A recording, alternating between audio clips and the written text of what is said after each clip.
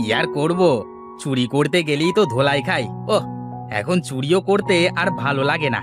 যাতে সাহেব। হুম, কিন্তু ছোটবেলা থেকে চুরি ছাড়া তো অন্য কাজও শিখিনি। এখন তাহলে কি করবি? হ্যাঁ রে, সেটাই তো ভাবছি। শোন, এমন করলে কেমন হয়? যে বাড়িতে পুরুষ মানুষ থাকে না, আবার বুড়ো বুড়ি ছাড়া বসবাস করে না, তাদের বাড়িতে চুরি করলে তো আর ধরা পড়বার কোনো সুযোগই থাকে না। হ্যাঁ, তুই ঠিকই বলেছিস। এখন থেকে তাই করতে হবে। তাহলে আর কি, আজ রাতে গ্রামের ওই পাড়ার ঠাকুমার বাড়িতে চুরি করতে যেতে হয়।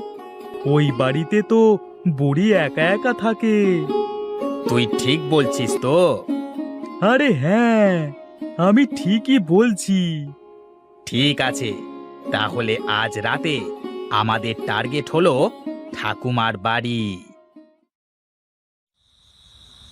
এই পরাণ, এই দেখ দেখ, বুড়ির জাংলায় কত সুন্দর লাউ ধরে রয়েছে।